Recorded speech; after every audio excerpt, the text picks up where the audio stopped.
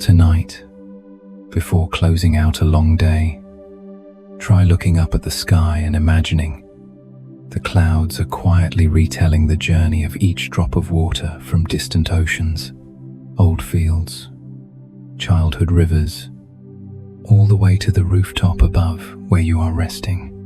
In the clouds that tell stories, the water cycle, we will gently listen together to the scientific story of how water rises, becomes clouds, falls back down, seeps into underground veins, and turns into the living memory of the earth and of your own life. This is not only knowledge, but also a light meditation, helping the mind find ease, lulling you to sleep through understanding and gratitude. If you feel at peace while listening, please subscribe to the Smart Sleep channel to journey with us every night. Let's try to let you and me begin very softly, like a small conversation before sleep, with only the sound of steady breathing, the gentle yellow light, and the sky outside the window where a quiet cloud drifts past. Tonight, I'd like to invite you to look at the clouds, not as the familiar backdrop that always hangs above, but as some of the oldest diary pages of the earth, where every tiny drop of water carries within it the history of billions of years, quietly passing through wars, harvests, childhoods, prayers, breaths, and peaceful nights of sleep. Like the moment you are in right now.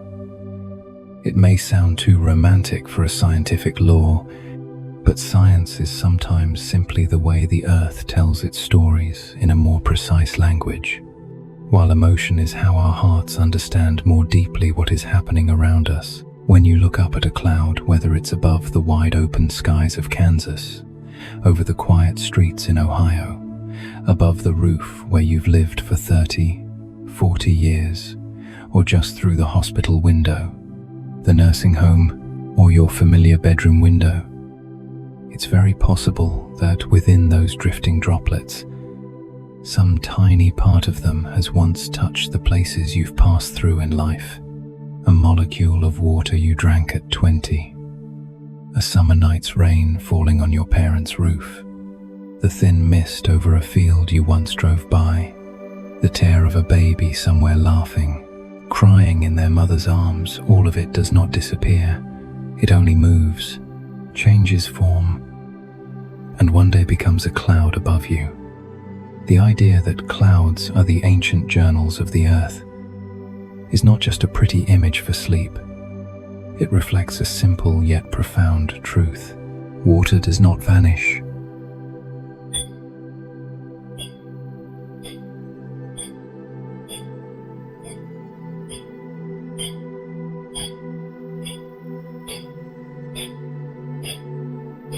From the primordial oceans billions of years ago, when the earth was still young, to the glass of water by your bedside tonight, they are the same molecules that have traveled through spans of time longer than any human life.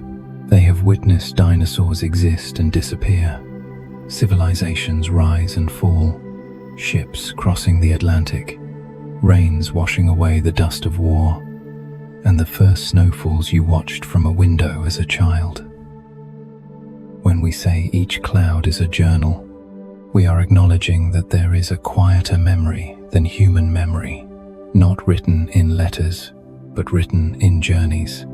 A molecule of water evaporates from the surface of the Pacific Ocean, drifts with the wind, merges into a cloud floating over California, falls into a small garden, seeps into the soil, flows into a river, passes through pipes into a house, and into your glass. You drink it. It enters your blood, your cells, and then returns to the outer world through breath, sweat, and tears. A part of you goes back to the sky. The scientific truth is, the water cycle runs continuously, without rest. But if you place your hand over your chest, close your eyes, you can feel another layer of meaning. We have never truly been separate from this world. We are not outside guests, but part of that flow. There are nights when people cannot sleep, because they feel their life is small, tired, forgotten, with past mistakes like ink stains that cannot be erased. But try thinking of it this way. If the water molecules that once were inside you can continue their journey, can go out, can become clouds, become rain, become life for someone else, then the good things you've done are not completely lost either. Every glass of water you poured for someone you love, every meal you prepared, every garden you watered, every tree you planted, all join the same story as the clouds drifting out there. The cloud is like a mirror. It reminds us that nothing truly stands still, not even sadness, regret, or that hollow feeling when you look back at your youth. Water teaches us a lesson about letting go and moving on. It does not stubbornly cling to one shape, does not argue when pulled up from the ground, does not despair when swept away in a current. It simply does the next thing nature needs it to do. Rises when warm enough, condenses when cool enough, falls when heavy enough, soaks in when there is space, flows on when there is a path. From the point of view of personal growth, that is a gentle message for those who have lived through many seasons of life. We can allow ourselves to change without calling it a failure. We can see the stages of our lives as different states of the same stream of water within us. Sometimes, like light vapor dreams and plans that lean heavily on hope. Sometimes, like heavy rain, those months full of burdens, responsibilities, children, work, health. Sometimes, like groundwater, silent, unseen, but nourishing what matters most. Family, kindness, integrity. And then, like the clouds above, these experiences do not disappear.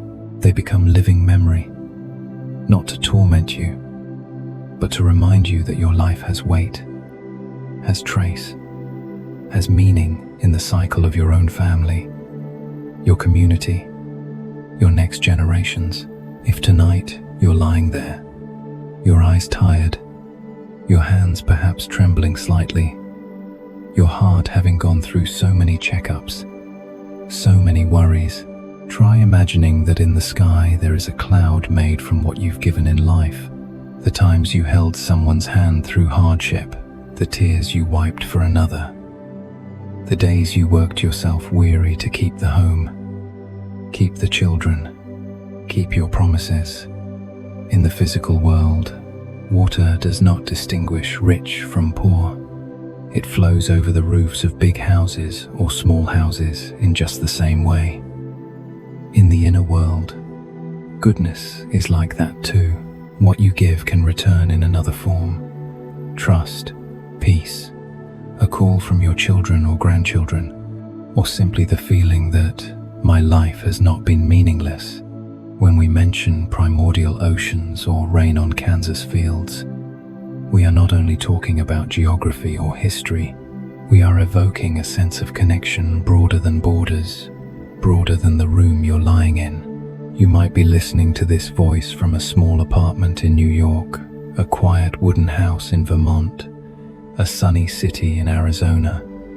You may have lost many loved ones, many old friends, but the clouds above you tonight are also drifting across the skies of others. They bring water to faraway lands, nourish grains, grapes, and forests that may become tomorrow's wine, bread, medicine, paper, or a gift someone sends to you. You, in a very real and very scientific way, have always been part of a shared story much larger than you imagine. And you know, at any age we can still learn something new from the water cycle. The ability to remember without clinging, to move on without cutting ourselves off. Water remembers its path through its very laws, through repetition. Evaporate, condense, fall, soak, flow. We can do the same. Remember our lives, not as a chain of regrets, but as a flow, sometimes muddy, sometimes clear, sometimes fierce, sometimes calm, but in total, it keeps finding a way toward where it needs to go. Science helps us see that each water molecule is far older than we are and has adapted, survived, and continued its journey despite the Earth's upheavals. That can be a soft reminder. Amid all the changes of the modern world, technology, news, anxiety, illness, we can choose a gentler way of being. We don't have to fight everything. We can be like water, patient, flexible, knowing when to let go, when to sink in, when to rest on a still leaf in the early sun. As you slowly close your eyes, imagine a cloud drifting very slowly, slower than your own breath. Within that cloud is water from the deep sea, from melting mountain snow, from old rains on your rooftop, from rivers you once stood beside, perhaps even from a place you dreamed of but never reached. It does not speak loudly, does not shout. It simply says, "I have been here long before humans knew how to name me. I will still be here long after these worries have passed. I carry the memory of the world and the beautiful moments you thought you had forgotten." In the even rhythm of your breathing, let that thought settle gently. You are not cut off from this world, not left behind. You are lying within the same story as the sea, the rain, the rivers, the clouds, and the children growing up tomorrow. And just as the water cycle never forgets its duty to carry life forward, the deepest, kindest part of you never disappears, no matter how age or circumstances change. And if the clouds are the ancient journals of the earth, then there is a light yet profound question waiting for us on the next page. Before water is written onto the sky as clouds, where was it? What was it quietly doing? And why does almost no one notice that part of its life? Right now, in the room where you are lying, there is water vapor. No noise, no color, no curling shapes like the clouds outside the window. It is still water, but in a form our eyes cannot see. It drifts past the bedside lamp, rests in the space between your bed and the ceiling, slips into your lungs as you breathe in deeply, and then slowly exhales. Every warm breath of yours, every time you boil water for evening tea, every damp towel hanging in the bathroom, all contribute a little to that invisible layer of vapor. Before it becomes clouds, water has an entire phase of quiet life in the air. This is the transition zone few people talk about, yet it is the key to understanding why the sky chooses rain here, fog there, and harsh dryness somewhere else. Scientifically, this is water in its gaseous state, the molecules separated, moving freely, not yet gathered as drops.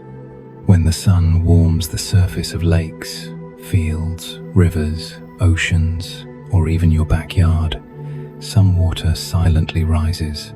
No smoke, no white steam like when water boils. Most of the water vapor in everyday life is completely transparent. You cannot see it, but your body feels it. On muggy days in the south, in Florida, Louisiana, or in the middle of summer in the Midwest, you step outside and feel the air heavier, your shirt clinging to your skin, sweat slow to dry. That is high water vapor. In dry regions like Arizona or Nevada, or on crisp autumn nights, the air feels lighter, drier, your skin cracks more easily, your lips chap. That is when the air lacks water vapor. It is still only water, but in unseen form, deciding how each breath feels. This invisible vapor does more than create comfort or discomfort. It plays a silent but vital role for the whole planet. It keeps the earth warm like a thin blanket. Water vapor molecules can absorb and hold part of the heat the earth's surface emits after receiving sunlight.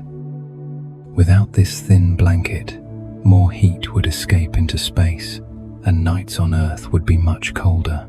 You can feel this in your own life. Where the air is dry, like deserts, days can scorch, but nights drop to biting cold. Where the air is more humid, nights tend to hold warmth better. It is not magic, just simple physics.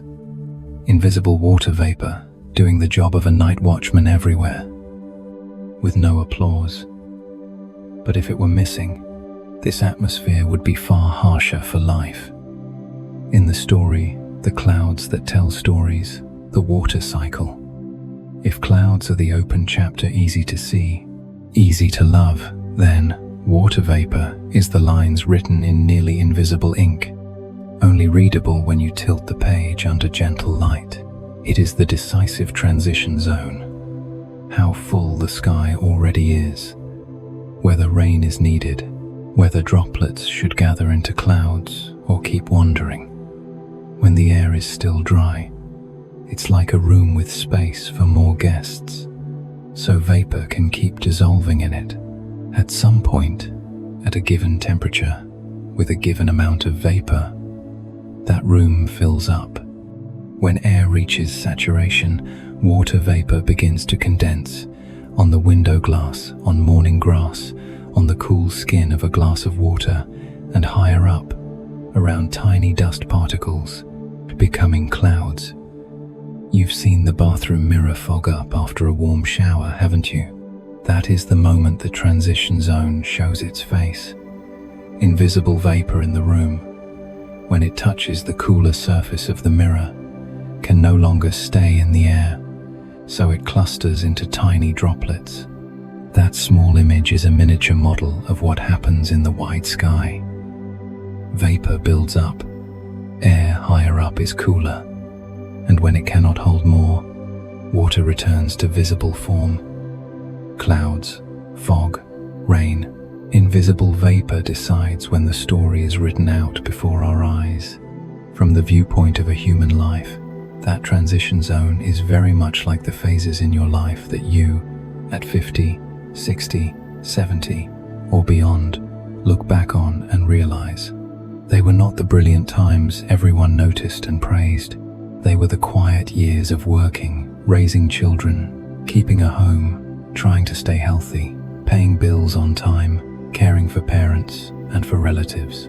Not many pretty pictures to show, not many milestones to post, but those invisible years decided the shape of your character, your family, your future, and that of the next generation. Like vapor, they are rarely named, yet without them, there would be no cloud of achievements, no rain of blessings, no cool shade of family bonds you have today. At the level of psychology and health, the invisible things play the role of water vapor in your life. Regular sleep, reasonably healthy meals, slow daily walks, moments you choose silence instead of anger, times you choose forgiveness instead of holding grudges. These are your inner humidity, your mind's transition zone, deciding whether tomorrow will form clouds of peace or hidden storms. The problem is, like vapor, people usually only pay attention when it has already turned into something visible. Illness appears, conflicts erupt, loneliness overflows. Few sit quietly on a night like this and ask themselves, what is accumulating in the invisible atmosphere of my life? You can feel this with a very small practice, right in bed. Breathe in slowly, breathe out slowly. When you inhale, it's not only oxygen entering your lungs. Water vapor comes along, warming your airways, keeping your body from drying out and helping your lungs work smoothly. When you exhale, it's not only carbon dioxide leaving, but also some of your warmth, bit of your water returning to the air. In every breath, you are not apart from the world. You are in exchange with it. A tiny part of you, invisible, is drifting away. A tiny part of the world, invisible, is entering you. Realizing this, many people feel a little less alone. Invisible vapor also teaches us about limits and balance. When the air is too dry, the body tires, skin cracks, throat burns, plants wilt, and fire spreads easily. When the air is too humid, everything feels damp, moldy, heavy, and the body is sluggish. Life needs a just right level to feel at ease. In our inner life too dry, too rational, no emotion, we become rigid, too soaked, too weighed down by worry, sadness, resentment, we sink. Learning from vapor, we see the value is not in being visibly dazzling, but in quietly adjusting our own transition zone. A bit more gratitude, a bit less bitterness. One small better habit, one less self-harming thing. At first, no one sees, just as no one sees vapor in a room. But in time, these things decide the weather of your heart. If you've ever had a time when you felt you disappeared in your own life after retirement, feeling few ask your opinion, children busy, friends fewer, are your health not what it was? Try seeing yourself as a vapor. You may no longer appear loudly like the towering clouds of youth, no longer have the frantic days, the public roles, but now your calm presence, your gentle messages, your quiet listening are exactly the humidity your family needs, even if they don't always manage to say thank you. Some things, if missing, we notice at once. Some things, like vapor, only when gone do we realize how dry everything has become. Water in its gaseous form also reminds us of adaptability. From a single droplet seemingly fixed in the ocean, it can become vapor, rise, cross mountains, travel continents, and later, when conditions are right, be ready to recombine, fall, and nourish again. It does not panic when leaving the ocean, does not cling when it must turn into cloud or rain. It just continues. For you, those times you had to change moving house, changing jobs, saying goodbye to someone dear, facing a diagnosis, learning new technology, watching the world spin faster than you, those are the moments you were evaporating from an old safety, floating in a transition zone without clear shape. Frightening, yes, but also opening new possibilities. If you are patient and tend to your inner temperature, keeping your heart from becoming too cold or too hot with anger, one day you will condense again into a steadier, gentler state. Tonight, lying here, if you like, you can imagine invisible vapor quietly moving in your room like a veil of mist too thin to see. It passes the lamp, the book on your table, the family photo, all the memories you have lived and left behind. It does not judge, does not take sides, only connects. And in the same way, you can allow yourself a new view of the things unseen in your own life. The efforts no one praised, the hurts no one knew, the dreams you never quite voiced. All of these are creating the climate of your soul. If you begin to change, very gently, one kinder thought before sleep, one moment of gratitude that you can still breathe, one softer choice toward yourself, then your inner humidity will shift, and the days ahead, however many remain, will be softer. Invisible vapor, the transition few mention, is a reminder that what is most essential for life is often not what is loudest. And when we understand this unseen layer of the water cycle, we also learn to cherish the unseen layers of our own lives. The thoughts, habits, feelings, quiet choices, because they, more than the noisy moments, decide when the sky inside us is full enough to release cooling rain for ourselves and those we love. And once we are familiar with the idea of invisible vapor quietly surrounding us, perhaps the next question appears naturally. Among countless droplets lying still on rooftops, leaves, lakes, empty streets, why are only some chosen to rise into the sky and begin a new journey? Imagine a slow morning at your home. There was light rain last night. Now the sky is clearing. The first sunlight starts touching the roof, the balcony railing, the leftover streaks of water on the steps. Some droplets sit exactly where sunlight hits them. Some where a breeze passes. Some cling to dark surfaces that absorb heat. Some on bright glass that reflects. Some on the still mirror of the backyard pond. Physically, there is no favor or bias. Only energy, the droplet that receives enough energy, whose molecules move fast enough, hot enough, will escape the gentle pull holding it and enter the air as vapor. Droplets in shade, cooler, less wind, or surrounded by already humid air, stay longer, resting on surfaces, then flowing, then soaking in. Science calls this evaporation, the process where high-energy water molecules near the surface escape the liquid and become gas. It sounds dry, but if we watch very slowly, there is a beautiful rhythm in it. Not all water molecules in the same patch have the same energy. They move, collide, and exchange. Those luckier molecules, if we may borrow that human word, are simply the ones in the right place, at the right moment, with enough energy to overcome the attraction of their neighbors, like someone catching a train at just the right time. The sun provides energy. Wind carries off the molecules that have evaporated, making space for others to follow.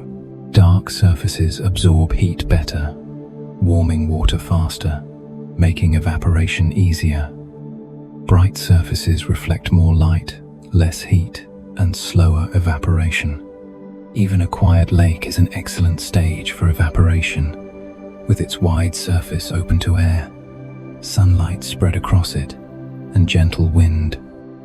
From where you are, lying still, listening to this story at an age no longer rushed, doesn't something in that picture feel familiar? The sense that some people are chosen, that some go farther, rise higher, change their lives, while others stay, repeating similar days. The feeling you might have missed some flight, some opportunity. In the water cycle, there is no praise or blame, only conditions. In human life, we often add sadness, comparison, and self-criticism. If we return to science for clarity, a droplet on your roof last night can, quite literally, begin a journey to the Pacific.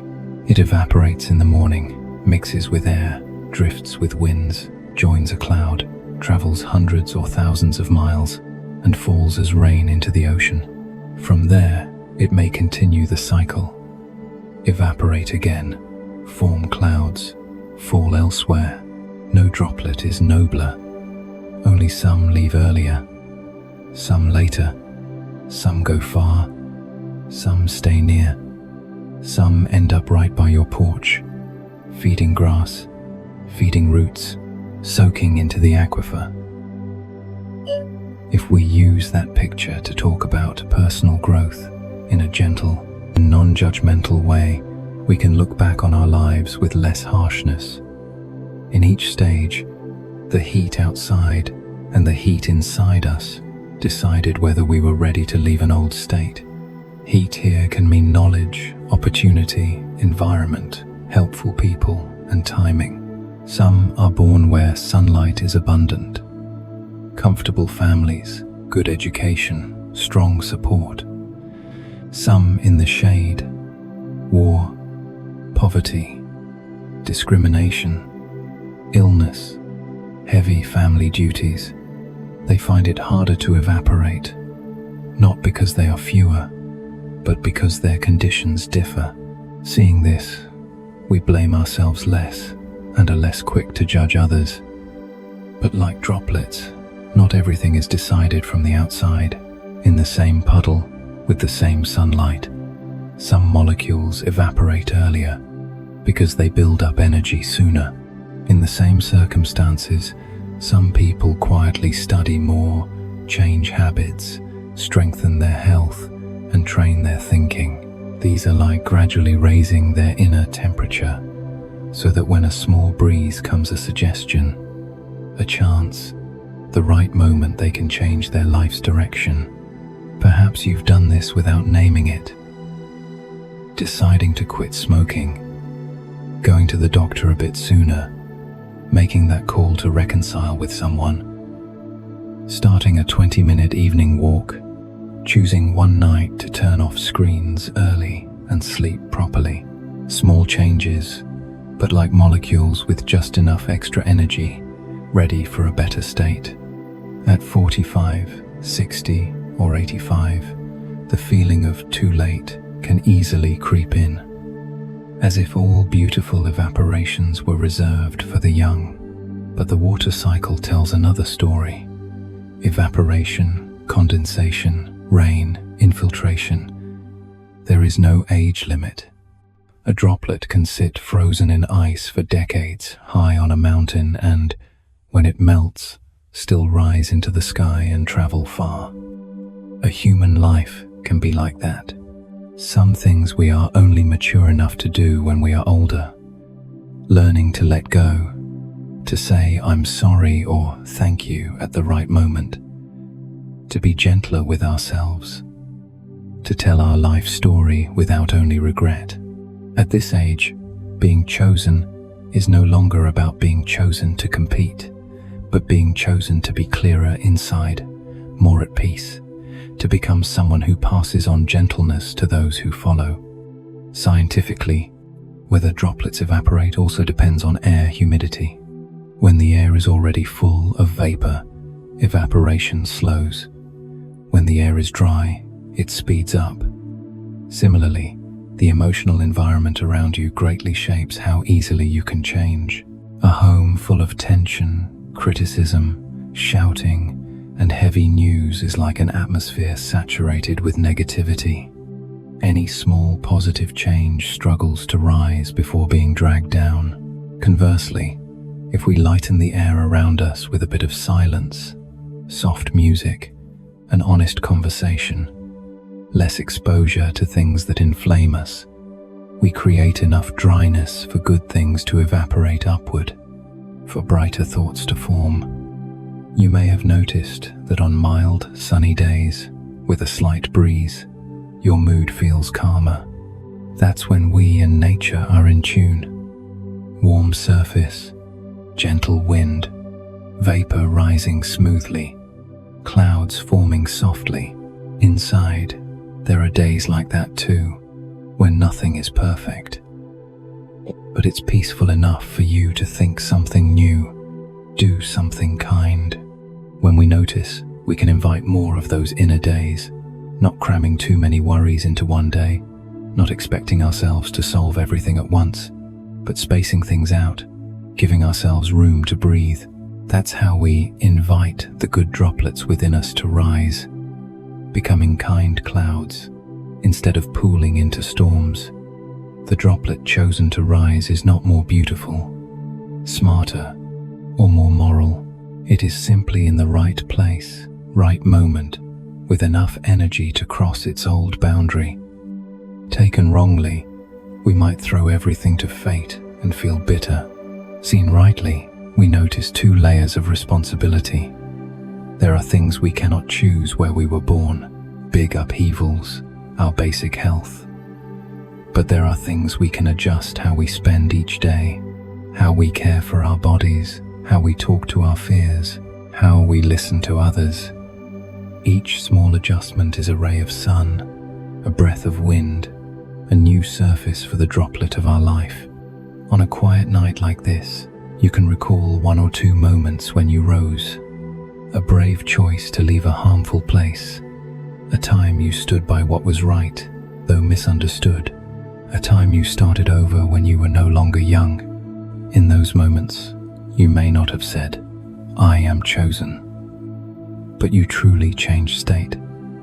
Not by magic, but by the accumulation of years of thinking, learning, enduring, loving. Science calls it cause and effect. The heart calls it the last droplet that had enough sunlight to fly. And if right now you are in a phase that feels still, days alike, strength thinner, sleep harder, sometimes feeling outside the world's rapid flow, don't rush to conclude there are no droplets left in you that can rise. The changes we speak of now need not be long trips or big projects. They might be just one new thought, one new way of seeing yourself. For example, instead of viewing old age as a downhill end, see it as the quiet pond behind the house, where water finally has time to reflect the sky more clearly.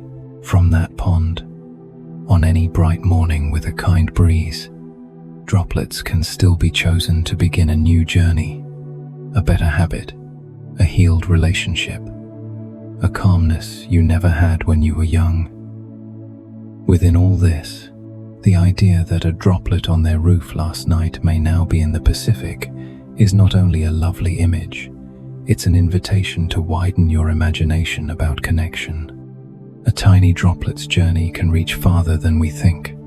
So can the journey of a kind word, a gentle act, a right choice of yours. You don't need to see all the results. Just as a droplet doesn't need to know where it will land, it simply does what fits the laws of nature. The rest is handled by the dance of wind and clouds. Now, if you'd like, close your eyes for a few seconds. Picture the roof above you. Picture one last droplet remaining, and tomorrow's first sunlight touching it, helping it rise. No noise, nothing broken, just quietly leaving the tile, merging into the air, beginning anew. You don't have to decide everything for tomorrow. You only need to allow one very small part of yourself, one thought, one feeling, one choice, to become lighter, to lift, to be a little freer than today. The rest of time will take care of itself. We will continue to follow these droplets in the next parts. When they gather into clouds, when they fall, when they become underground rivers and white snow, each stage is both a precise scientific story and a gentle mirror to reflect our own lives. Not for harsh judgment, but to understand that like water, we always have the capacity to transform, even at an age that seems to hold only memories. And in your slowing breaths, I hope you feel your heart cooling a little, as if somewhere one droplet has just been chosen to rise above your old worries. And when we have seen the ascent of each droplet as a quiet yet meaningful choice, the natural next thing to ask is, when all those droplets meet above, that cloud we see as white, soft, carefree, what is really inside it? And what is it telling us about the earth on that day? If you now gently look up at the sky or simply picture it, even as you lie in a darkened room with the curtains drawn, you'll see clusters of clouds drifting like giant cushions of cotton. Soft, sometimes tinted pink at sunset, heavy grey before rain. From childhood onward, we've treated clouds as backdrop.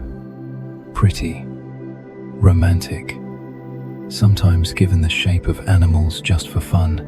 Few people told us that inside those seemingly pure masses, there are always countless tiny particles, grains of pollen, sea salt, desert dust, ash from forest fires, and sometimes traces of pollutant fragments made by humans. These specks, invisible to the naked eye, play the decisive role. They are the condensation nuclei, the anchors to which water vapor clings to begin forming real droplets. Science is clear. Pure water vapor, even as it cools, struggles to condense on its own in open air. It needs a surface, a tiny particle to hold on to. Imagine a room full of people wanting to hold hands, but no one knows how to start. The condensation nucleus is like the person in the middle who reaches out first, so others can join in a circle. That someone might be a grain of sea salt lifted from Atlantic waves off the east coast, a dust particle from the dry lands in the west, pollen from a field in Kansas or Iowa, fine particulate from traffic in a big city, or thin smoke from a forest fire in Canada. Each grain carries the address of its origin, and when clouds build around them, the cloud unintentionally becomes a subtle portrait of the planet at that moment. It says there is salt from the sea, dust from the land, traces of forests, of fire, of humans. The tiny droplets in a cloud are at first so small and light that they can float for a long time. They collide, merge, break apart, and gather around those nuclei. A white cloud above you, calm and gentle to the eye, is in fact a laboratory in the sky where processes never stop. Condensation, re-evaporation, coalescence, reflection of sunlight, absorption of radiation. There are thin, high clouds like white strokes of smoke, thick, puffy clouds like floating mountains, dark clouds sagging low and heavy before a storm. Each shape is not only pretty or gloomy, it is a sign of what is happening. How humid the air is, warm or cold, how winds are shifting, whether there are many condensation nuclei from forest fires, from pollution, from the sea. If we listen closely, the cloud says to us, "Today, I carry the breath of the sea, the dry dust from the west, the faint ash from a burning forest, the pollen of blooming fields." At 50, 70, or 90, you've probably witnessed the sky changing over the years. Hotter summers, bigger storms, smoky days from wildfires, even in places where such things used to be rare. Scientists now read clouds not only with their eyes, but with instruments, satellites, and chemical analysis. They find in the clouds traces of what we release: industrial dust, black carbon, sulfate, nitrate. These things are not there to frighten us, but to remind us that every cloud is, in fact, a concise report on that day's atmosphere. And yet, for you, the one listening to this story before sleep, we don't need to go into complex technical details. We only need to keep one image. Clouds are not just innocent white fluff. They are the result of collaboration between water and tiny particles, sometimes beautiful like pollen, sometimes wild like desert dust, sometimes sorrowful like wildfire ash or pollution. And whatever they carry, they are performing a task: regulating water, shading excess sunlight, holding back some heat, returning rain, nourishing the land. If we take one more step into inner life, clouds become a gentle yet powerful metaphor. Inside each person, there are countless such tiny nuclei: memories, words once heard, wounds, small joys, big lessons. When the vapor of feelings, thoughts, experiences inside us rises, it needs something to cling to gather into clouds, meaning into character, into how we react, into the emotional sky of a day. A kind word someone once gave you can be a grain of pollen, helping warm thoughts collect into a kind cloud, which later falls as a gentle rain, nourishing others through the way you treat them. Conversely, a hurtful remark, a painful memory, can become a dark dust particle, making the cloud inside you heavier, darker, more likely to turn into a rain of torment for yourself and those nearby. In cloud physics, the number and type of condensation nuclei strongly affect how clouds produce rain. Too many tiny nuclei can create a cloud filled with countless droplets, but none large enough to fall long-lived clouds hanging there. sometimes as fog or thick cloud without rain. Too few nuclei, and the cloud has fewer droplets, but each grows faster, more easily turning into heavy rain. Even hail, on paper, that's meteorology. But if we gently hold it up to ourselves, when we hold too many negative nuclei inside petty resentments, comparisons, small grudges, our feelings can become a dense cloud. Many thoughts, many worries, but no release. Nothing falls into positive action or clear decisions. When we choose to filter some of those particles, keeping only a few truly important ones, we more easily create useful rains, honest conversations, practical changes, concrete steps. Returning to the sky, you may remember afternoons in the countryside, or wherever you once lived, when clouds gathered slowly, from white to grey, from grey to heavy. Children were thrilled because rain was coming. Trees waited for coolness. Fields waited for water. Clouds are both a laboratory and a refined water plant. The beauty is, they work in silence. No bills, no contracts. They simply respond to laws. Enough vapor, available nuclei, suitable temperature, lifting air, larger drops, falling rain. Each time, the cloud moves on, leaving the land cooler, more humid, greener, and within that rain remain traces of those original tiny particles. When humans study clouds, we use them as air resumes. From the chemical composition of raindrops and snow, we learn what the air has carried, where it has passed. Similarly, when we look at someone who has lived 60, 70 years, we cannot understand them by today's face alone. We need to listen to stories, small details, where they grew up, what phrases they heard as a child, when they were or were not protected. All of those are condensation nuclei that formed the cloud of their character. If we understand this, we become slower to judge others, and more importantly, less harsh with ourselves. Every cloud in this world, whether bright or dark, has its reasons. Here we find a gentle lesson for you, who are about to drift into sleep.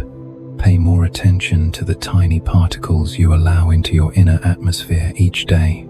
At any age, you still have the right to choose what you read today, whom you listen to, what you believe, what you say to your loved ones, what you think about yourself.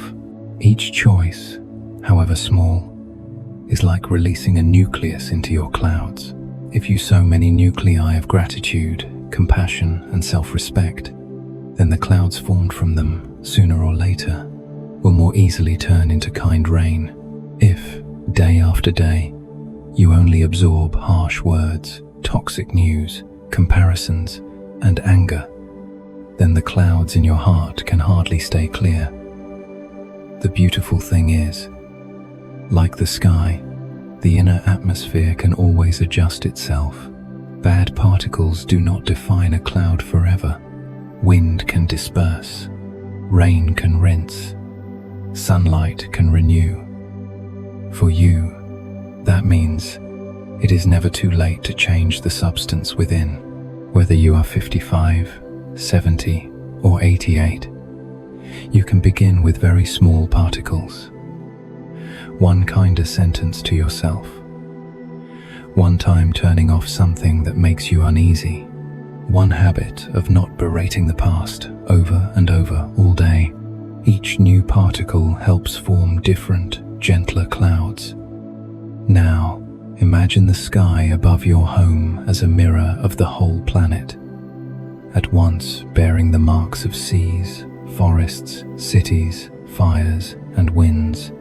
Each cloud, if you look closely, is a subtle snapshot of the world in that moment, just as your face, your voice, and your gaze today are a fine snapshot of a life that has lived through many upheavals, much love and much loss.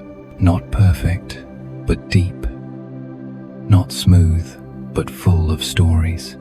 And if clouds are allowed to change shape every day, drift, dissolve, rain, then quietly disappear, you, too, are allowed to soften, to stop clinging to a rigid image of who you think you must be. As your breath slows, let this thought drift by like a gentle cloud. Clouds are not only fluff, they are laboratories in the sky, mirrors of the planet. And you are not just your age, your test results, your failures, your old achievements. You are also the sum of countless tiny particles. The love you have given, the hurts you have endured, the lessons you have learned, the choices you have made. If tonight you gently choose to release a few more particles of kindness, peace, and gratitude into your inner sky, then perhaps tomorrow your clouds will already be a little different. And when drowsiness comes, let all those laboratories in the sky go on with their work, while you are allowed to rest, as a quiet, gentle part of a cycle that is functioning perfectly well, whether you are awake or not. And from those clouds that carry the face of the whole planet, a new question softly appears. If on the ground we have rivers, the Mississippi, the Colorado, the Hudson, then high above, do there also exist invisible rivers carrying water across America tonight? The answer is yes, and science has given them a beautiful name. If we pause to listen, atmospheric rivers, picture it this way. In the atmosphere, there are not only lonely clouds and aimless winds, but narrow, elongated bands holding immense amounts of water vapor. Like airborne rivers, they often form over the Pacific, gathering vapor from warm ocean regions, then drift quietly along the wind, across the sky, toward the U.S. West Coast, toward coastal mountain ranges, then pour out rain and snow, feeding streams and reservoirs. Some arcs carry moisture from the Gulf of Mexico into the central United States, influencing the corn, wheat, and soy fields that you may have eaten from all your life without ever knowing you lived, thanks to those invisible rivers. What's fascinating is that, seen from above by satellite, these moisture bands are very clear, not spread across the whole sky, but concentrated into long, intense corridors, like damp ribbons in the sea of air. Though they take up little area, they transport enormous amounts of water. A single strong atmospheric river hitting California can bring a volume of water on par with the flow at the mouth of the Mississippi over the same period. In years, when you hear of huge storms flooding on the West Coast, very likely one or more atmospheric rivers have delivered vapor too fast, too much. Conversely, when these sky rivers weaken, shift, or fail to visit often enough, the land dries, forests burn more easily, reservoirs drop, and drought nears. If you're listening from a home in California, Oregon, Washington, or inland, but following the weather, you may know the term Pineapple Express, a kind of atmospheric river carrying warm moisture from near Hawaii to the west coast, bringing heavy rain, sometimes flooding, sometimes exactly the precious water needed for mountain snowpack that will later feed valleys in dry season. Some years, successive atmospheric rivers refill reservoirs and ease drought. Other years, they are too intense, flooding roads, damaging homes, and there are periods when they are scarce, leaving blue skies above but thirsty ground below. If you're in the Midwest, in the wide plains, or in the East, atmospheric rivers from the Gulf of Mexico can quietly decide whose fields get timely rain, whose suffer long dryness, and which riverbank will overflow. They carry no banners, no road signs, revealing themselves only in radar maps, in meteorologists' hands, and in those mornings when you open your door to steady rain or relentless sun. The rhythm of these sky rivers is slow yet decisive. When they meet the Sierra Nevada, the Coast Range, the air is forced upward, cools, and vapor condenses into rain and snow. Imagine a freight train hauling water. Upon reaching the mountains, the train must unload. Winter snowpack, spring melt, the water flowing into rivers, lakes, fields, and finally into your tap are all consequences of these quiet deliveries. Thus, atmospheric rivers are both benefactors and potential threats. They help California have water, keep forests from complete desiccation. But as climate changes, temperatures rise, wind patterns shift, these sky rivers sometimes become less predictable. Heavier downpours in short bursts, or long absences leaving land parched. But tonight, for you lying in bed, perhaps with aching joints, a bit sensitive to weather changes, let this information come to you as a gentle blanket of understanding, rather than a source of worry, because behind the data and terms is a beautiful picture.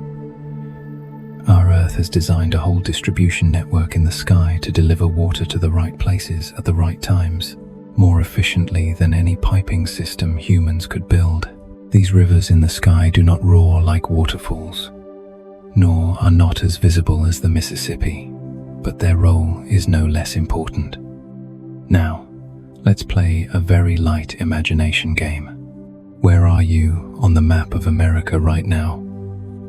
A small town in California, a quiet city in Ohio, rural Kansas, a high-rise in New York. Picture above your roof, higher than airplane routes. There may or may not be a long, narrow band of vapor drifting. If there is, it's carrying stories from the Pacific, the Gulf of Mexico, and far-off tropics to you. If not, the sky above you is resting, a pause in the system. In any case, the thought that invisible rivers flow overhead reminds us of something. We are always connected to other lands by paths we cannot see. These sky rivers also teach a lesson about focus and direction. Water vapor in the atmosphere is not just spread thinly like uniform mist. It is gathered by winds into bands that flow towards specific regions. Thanks to this organized flow, water reaches where it's needed, forming meaningful rains. If everything was scattered and unfocused, efficiency would drop greatly. In a human life, especially after many decades, you can see this clearly.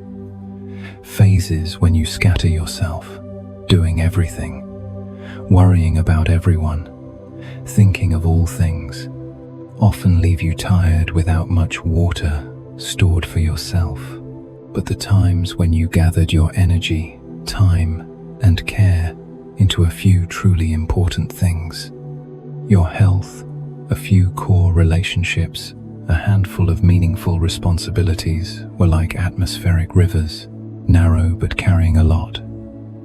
If at 60, 70, or beyond, you sometimes feel you no longer have a strong current like before, remember, atmospheric rivers are not constant either. They come in episodes, in seasons, sometimes absent, sometimes intense. What matters is not constant surging, but going the right way when they do appear. For you, it's not necessary to do as much as before or contribute like in youth. What's precious is choosing where your remaining strength flows, into endless complaining or into a few warm words for loved ones, into one more hour before a screen, or into one solid hour of sleep to ease your heart's work, into endless regret about what's gone, or into cherishing what remains.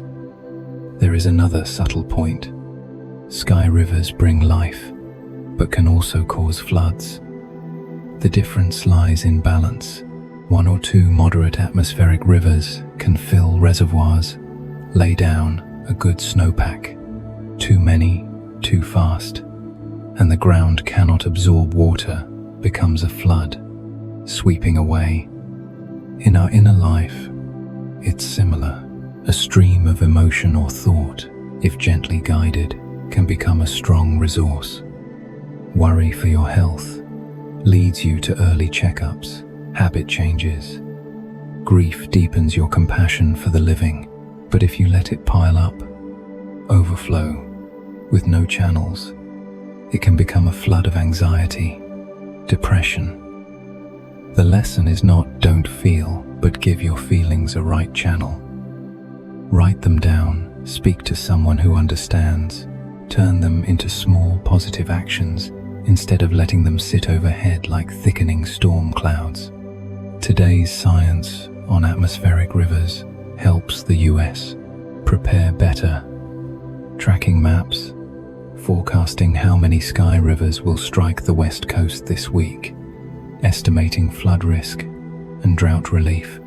On a very personal level, you too can forecast your inner weather by noticing, lately, what sources are you drawing from? Constant negative news, old painful memories on loop, or warm calls, healthy routines, and rest you allow.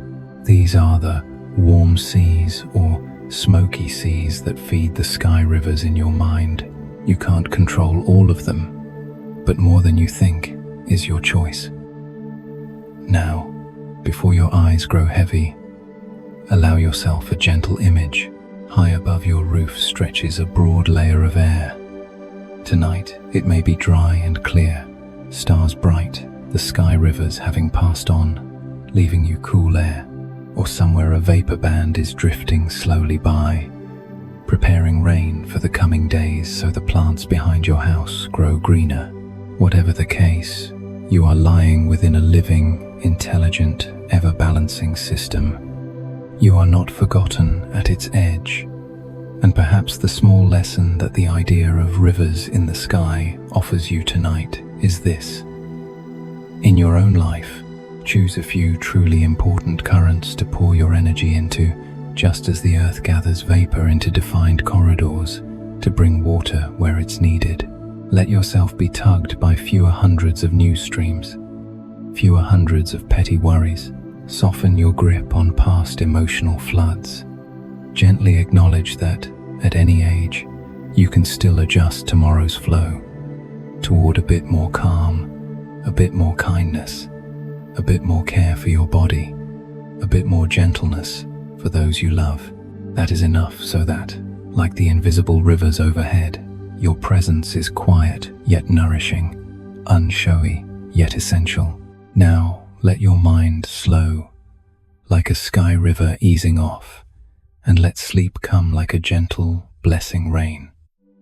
And after those invisible rivers in the sky have brought moisture to the right places at the right times, perhaps the next question for us is, what truly decides the moment a droplet leaves the cloud and becomes a raindrop touching the earth? Is it really just, when it's heavy, it falls, as we usually think? In reality, a raindrop's journey is not simple. It is not a straight, certain plunge, but more like a slow, patient negotiation between gravity pulling down and invisible forces keeping it aloft. Once clouds have formed, inside them are countless tiny droplets, so small you'd need a microscope to see them. Each initial droplet has a diameter of only a few micrometers, so light that Brownian motion jostles them, and rising air currents inside the cloud can hold them suspended for a long time. Without growth, without collisions, coalescence, and further condensation, they would just drift, hang, and then evaporate back into the air, like thoughts that never become action. To become a raindrop big enough to overcome updrafts and air resistance, the droplet has to grow many times over its original size. Meteorologists describe two main pathways. One is the collision coalescence process. Slightly larger droplets fall, just a bit faster than smaller ones. Along their path, they sweep up, collide with, surface tension helping them merge into bigger drops. Gradually, one lucky drop can grow like a seed, rolling and gathering soil. The other pathway involves ice in cold clouds. Ice crystals, with their stable structure, grow more easily by taking up vapor. Then, as they fall into warmer layers, melt into large raindrops. Either way, the key is accumulation. Time. Enough meaningful collisions for the droplet to reach a size where gravity wins. Inside a cloud, there are always upward currents, updrafts holding droplets up like shapeless hands. When a droplet is small, lift and turbulent motion easily keep it there. As it grows, its weight increases, but at times, updrafts also strengthen. It's like two sides at a table. Gravity inviting the droplet downward, the rising air persuading it to stay a bit longer. Only when the droplet is big enough that its full speed overcomes the upward force does its real descent begin, and even then, it meets air resistance, which sets its speed to a steady value called terminal velocity. Smaller drops fall more slowly, larger ones faster. Those too large may even break into smaller drops on the way down. Not every droplet born in a cloud reaches the ground. Some vanish mid-journey. These are failed raindrops. Sometimes you see them as streaks falling from a cloud and fading before touching Earth, a phenomenon called virga. The air below is too dry, reclaiming the water before it finishes its journey. Other droplets do reach the sea, fields, a car windshield, your roof, drumming a rhythm that helps you fall asleep. Some fall on the roof of a house where someone is dying. Some on a playground where a child runs barefoot. Some on your window at 70, as you sit remembering the rains of your youth. The feeling of being chosen to land at a particular point in a particular moment is really the result of an entire network of conditions. Drop size, temperature, humidity, wind, height, even mountains, buildings, and turbulent air below. If we remain scientifically precise and allow a bit of imagination, a very gentle lesson appears. Mere existence is not enough to fall instantly into results. Like raindrops, an idea, a hope, a good decision in your life needs to pass through stages of accumulation, collision, and adjustment before it is heavy enough to become reality. If it evaporates midway, that doesn't mean it was worthless. It may be that the environment then wasn't moist enough, not suitable, or that it was still too small. For those who've lived more than half a century, everyone has failed raindrops, unfinished plans, words unsaid, chances that never came back. Tonight, you may still remember them, but seen through the water cycle, the weight is lighter. No water droplet is truly lost. It simply returns to vapor and, on another day, under different conditions, may again be chosen. Return to the very ordinary image. You sit by the window. Outside is a steady rain. Each soft patter is a raindrop that has completed its negotiation with gravity and succeeded. It has grown large enough, overcome the lift of updrafts, resisted re-evaporation, survived collisions, and been lucky enough not to break apart. It touches your roof, slips into a crack, slides down the glass, soaks into the lawn, or runs into a drain, continuing its journey. Each raindrop is proof that somewhere above, a slow and steady process has taken place. When we say being chosen to reach the ground is not random, we are not assigning mystical fate to raindrops. We are simply acknowledging that behind that simple-looking moment lies the convergence of many factors. Seeing it this way we learn to respect more the things that have taken shape in our lives. A lasting relationship, a grown child, a home kept through upheavals, a good habit maintained, a time you truly quit something harmful. None of these just happened. Each is a raindrop that passed through many collisions, grew quietly, and many times almost evaporated mid-air. Conversely, when we think about what has not fallen, things you dreamed of doing but never did, the "if only" sentences sitting somewhere in your heart, we can look at ourselves more kindly. Perhaps then the air below was too dry. You lacked support, information, money, and strength. Perhaps that dream drop wasn't big enough yet, lacking experience, persistence, time.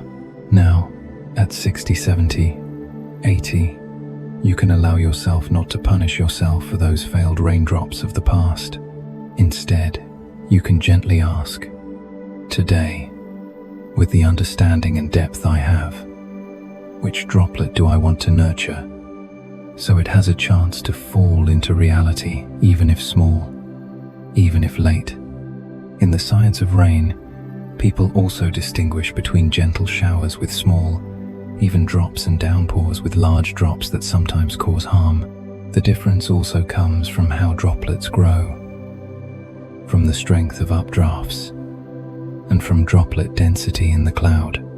Too many collisions, too much energy, and drops grow fast and fall hard. Too few, and they never grow enough. Again, this is an image of how we handle accumulated feelings and thoughts. If we compress too long, too much, without release, eventually,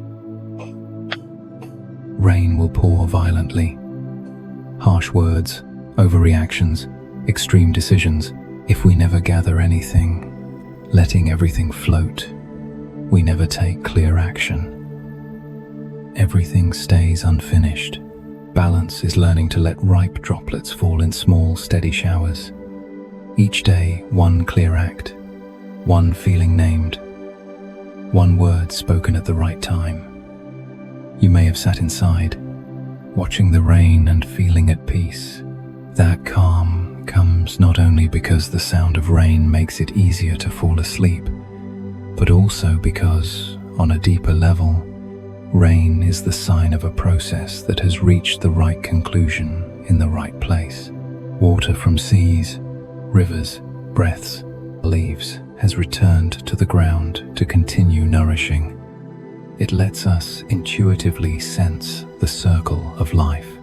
At any age, that can bring a reassuring feeling. What needs to return will return. What is meant for you, if the conditions are right, will arrive. Before you close your eyes tonight, try to recall one beautiful raindrop in your life, something you carried through to completion. It doesn't have to be something grand.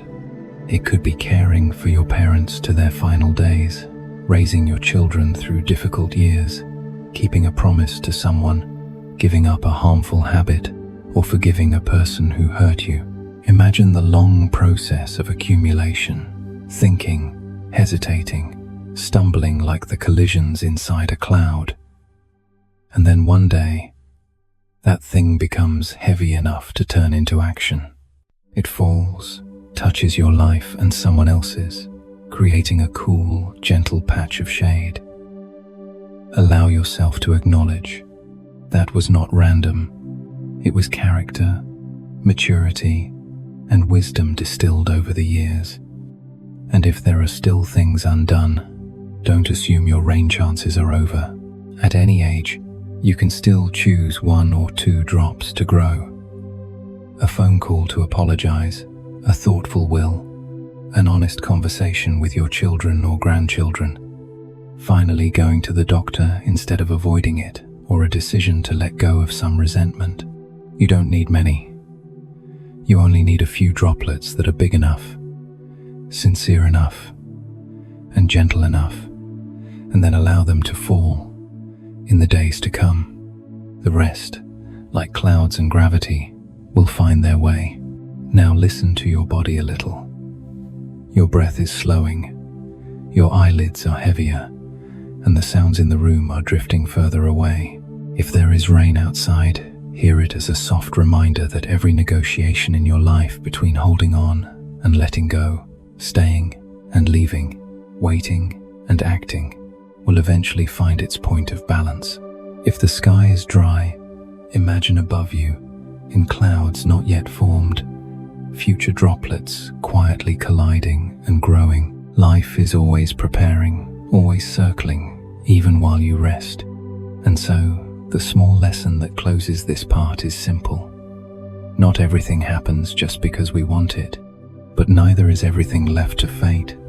Between gravity pulling down and currents holding up, the raindrop still has its journey, a journey that needs time, accumulation, and the right conditions. Your life is the same. Be gentle with what has fallen, gentle with what hasn't, and allow space in your heart tomorrow for a few new raindrops. Mature, light, meaningful, for now.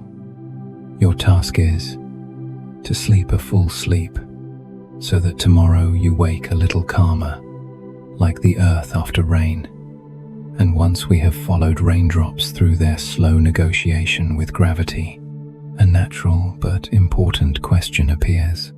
If every raindrop is the result of ancient laws, then today, with all that humans have done, are we quietly writing new lines into the story of clouds and rain? The water cycle existed long before cities, cars, factories, air conditioners, smokestacks, highways. Water rose, formed clouds, fell as rain, seeped into the ground, flowed into rivers, returned to the sea, repeating for millions, billions of years under the same principles: solar energy, gravity, temperature differences. But in the last few hundred years, a very short moment on Earth's timescale, humans have added new factors to that system. New heat sources, new surfaces, new types of tiny particles in the air. They do not break the laws, but they change how those laws play out, and those small differences, over time, become visible. When you think about the human footprint in the clouds, don't rush to imagine something overly dramatic. Start from what's close. A big city where you may have lived or worked: New York, Chicago, Los Angeles, Houston, Dallas, Seattle, Atlanta. At night, seen from above, it glows in white and golden light. By day, rooftops, asphalt, and concrete replace soil and grass. All these surfaces absorb and hold heat better than natural ground, creating urban heat islands where the air is often warmer than in the outskirts. Warmer air can hold more water vapor. The result: clouds forming over or near cities can behave differently. Some places get more localized showers, some see changes in timing or intensity compared to before. On top of that, each power plant, each industrial cooling system, each cooling tower releases not only heat but also water vapor into the air. Across a large region, these artificial vapor plumes help increase local humidity, supporting cloud formation, especially when they coincide with existing atmospheric systems. Smoke from vehicles, from burning coal, oil, wood, from large wildfires, which people in the U.S. have felt clearly in recent years through smoky days, carries countless tiny particles. Black carbon, sulfate, nitrate, inorganic dust.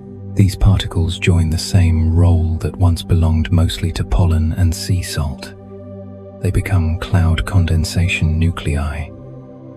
What's the difference? These nuclei can change the size and number of cloud droplets. Many tiny nuclei can make clouds with countless tiny droplets that reflect light well, appearing whiter, brighter. but struggle to merge into drops large enough to fall as rain. That can extend the cloud's lifetime, or shift when and how rain falls. Under some conditions, they can also contribute to heavier rain in certain regions. Day by day, year by year, these small adjustments accumulate and help form what scientists call climate change and shifting rainfall patterns. In some places, more intense downpours. In others, deeper droughts, even if the total amount of water still follows the larger natural cycle. Add another factor that science has measured very clearly. As air warms, it can hold more water vapor. Each degree of warming lets the atmosphere store more water than before. That means, when conditions are right, storms can become more intense because there is simply more vapor in the storage overhead, ready to fall. You may have seen this around you. Short but torrential rains. Once in a century. Floods appearing more often. Not everything is our doing, but human fingerprints through burning fossil fuels, reshaping land surfaces are now written into the clouds. But here, in the gentle tone before sleep, I don't want to turn clouds into an indictment. They do not condemn, they reflect. They show us. Today, I carry more soot from wildfires. Today, I'm brighter because of more fine particles from emissions. Today, the rain came in a burst because the warm air held more water. Each particle, each molecule, is a small line in an unsigned journal entry. But if we choose to read, we'll recognize our own handwriting there. At 45, 60, or 85, you may have lived through enough American seasons to feel these quiet changes. You remember winters with deep snow that, now some years, is thin. You remember soft spring rains that sometimes arrive as heavy downpours. You hear your grandchildren talking about climate change, more fires, more storms. You may agree or doubt, worry, or feel tired of hearing it. Tonight, let's stand somewhere else. No noisy arguing, just a gentle question. If clouds could tell it, what would they say about us? They might speak of gleaming glass towers mirroring the sky, but also trapping heat to warm cities. They might mention highways stretching out, where exhaust mixes into the air and rises as tiny particles inside clouds. They tell of forests burned, ash lofted high and carried across borders, reddening sunsets hundreds of miles away. They tell of wind turbines on hills, solar panels catching light, small neighborhoods planting more trees, and people adjusting their lives to tread a little lighter.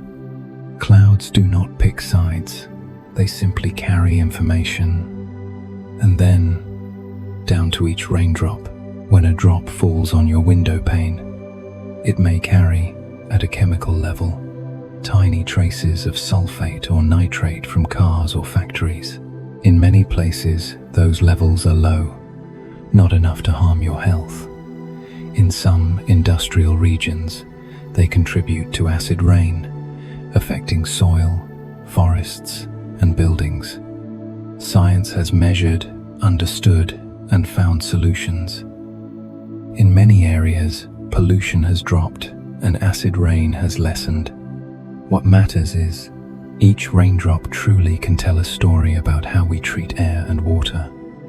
Instead of letting this thought make you anxious, we can let it suggest something softer. We are not standing outside the water cycle. We are writing into it. Every day, in some way, we add a stroke to the painting of clouds. Through our energy choices, how we build, how we move, how we consume, and through efforts to repair, protect, and heal. Each raindrop tonight might carry a very small question, sent to you someone who has lived long enough to know what before and after feel like.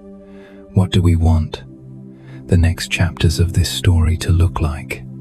On a very personal level, you might have thought, I'm old now, What difference can my changes make? But your generation has witnessed the entire leap. From radio to color TV, letters to email, dirt roads to freeways, small towns to megacities, few cars to traffic jams. You've also seen green movements, recycling, emission controls, and cleaner technologies. You are a living witness to an era when clouds changed their patterns because of us. That is why your voice, your choices, the way you tell this story to your grandchildren, the way you live the last 10, 20 years, still matter as a kind of good condensation nucleus that can help form gentler clouds. The human footprint in the clouds, seen through the lens of personal growth, is not just about environmental responsibility. It's a reminder that no action is completely invisible.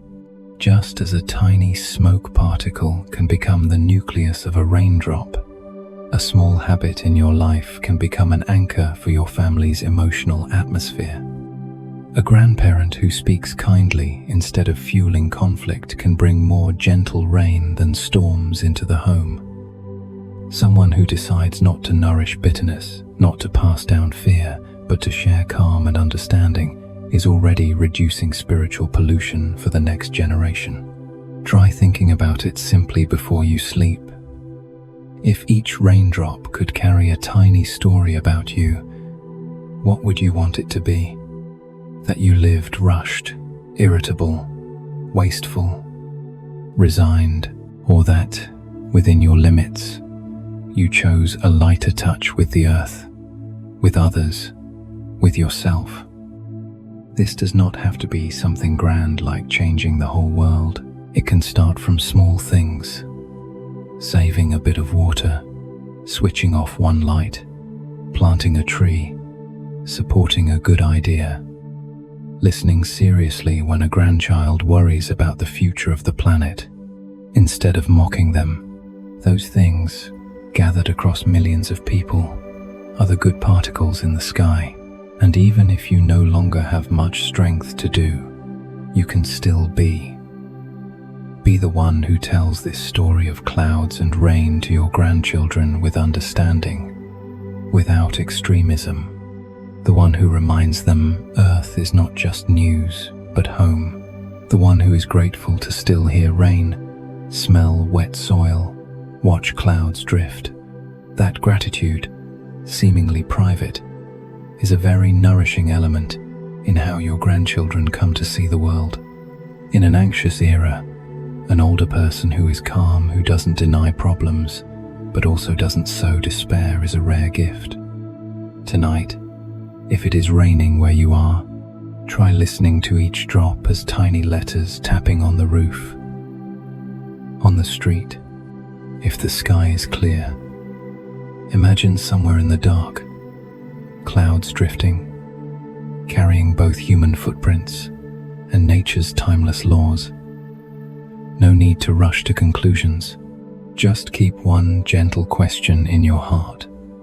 Starting tomorrow, what kind of particle do I want to add to that story? Loud, angry, indifferent, or lucid, kind, and light?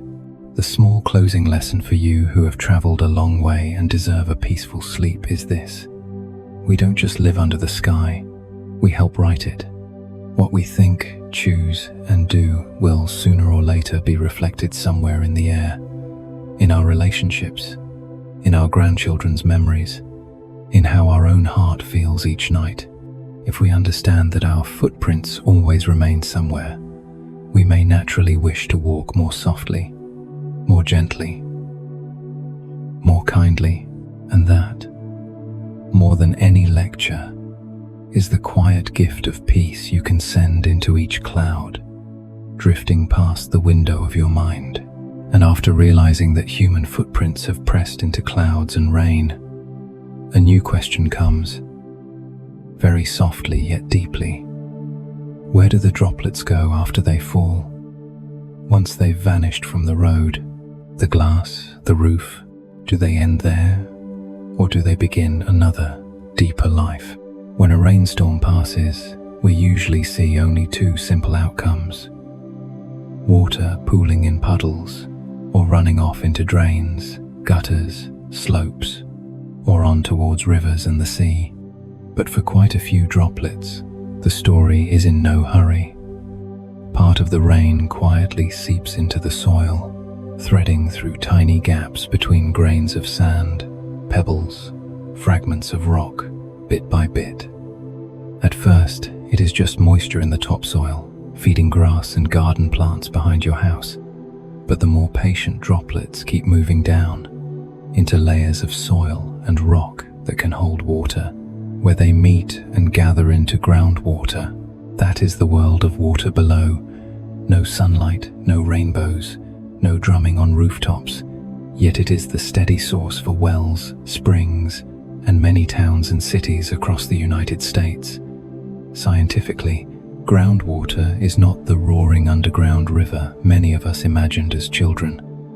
It is more like water held in countless pores between sand, rock, and gravel. The water-bearing layers we call aquifers. Some are shallow and easy to reach. Dig a shallow well, and there it is.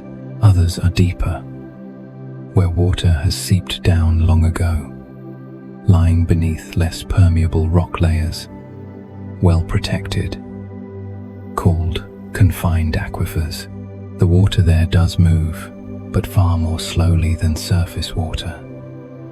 In some places, a raindrop may need only months or a few years to enter groundwater and show up in a well. But in deep systems, it can take decades, centuries, or even thousands of years before it returns to the surface through a spring, a seep, or a drilled well. This leads to an image both beautiful and real. The water you drink from your kitchen tap, backyard well, or store-bought bottle may have begun its journey as rain on a field in 1960, on a hillside in 1940, or even earlier, beneath your feet, under familiar streets, under the house where you've lived 30 or 40 years. There may be slow-moving water carrying memories of the rainy seasons when you played outside as a child, of years with less concrete, less smoke in the sky. Water doesn't tell this in words, but its age can be measured by isotopes, by chemistry. Scientists have shown that some groundwater is older than the nation that sits above it. In many parts of the US, groundwater is the silent lung of daily life. From the Great Plains with the vast Ogallala Aquifer, to towns drawing from deep wells, to farms relying on pumped groundwater to irrigate corn, wheat, and hay. In some places, heavy pumping has dropped water levels and dried wells. In others, groundwater has been polluted by chemicals, fertilizers, fuel leaks, damage that can take a very long time, if ever, to repair. All this gently but firmly reminds us of one truth. What goes into the ground does not simply vanish. It can enter the quiet water below and, many years later, return in a glass, a stream, a tree's roots. But tonight, we don't need to drown in data. We just need to slow down and imagine. Beneath the concrete, the grass, the floor of your room is a world of slow, dark, patient water. Not loud like rain, not radiant like clouds. It works non-stop. In dry times, groundwater is what keeps trees green, keeps creeks flowing so animals can drink, and keeps wells supplying families through thirsty seasons. When you turn on the tap and hear that familiar sound, few people think of the long passage through dark earth that each droplet has traveled. That slowness, if we listen, holds a very gentle lesson for those who have lived most of their lives. Rain running off into surface streams is obvious. Everyone sees it. The part that chooses to seep down is unseen. It resembles the quiet parts of each life. Years of hard work without praise. Sacrifices for family that never make headlines. Inner struggles no one knows. Nights lying awake, wondering if you did the right thing. From outside, People see only outcomes, a house, children, a surrounding environment, a calm or reserved temperament that is like a surface river. Easy to photograph, easy to narrate, but it is the groundwater of each person's values, beliefs, accumulated wisdom, long settled kindness that determines how solid a life really is. For someone between 45 and 90, hearing tens or hundreds of years underground before returning to the surface may feel familiar. Many things in your life also have to travel a long way in the dark before emerging as understanding. Some words spoken by your parents in your childhood only made sense once your own hair had turned grey. Losses you thought you'd never survive, years later became a quiet layer, making your heart deeper, gentler. Groundwater does not deny the rain, it is the depth of the rain. Your calm inner life now does not deny your youthful turbulence. It is the version refined by time. From a scientific view, the fact that a droplet may take decades to pass through soil shows groundwater is very sensitive to what we do on the surface. If we treat land as a dumping ground for waste, chemicals, heavy metals, and excessive pesticides, those substances can follow the water down, turning aquifers into archives of sorrow that are hard to erase.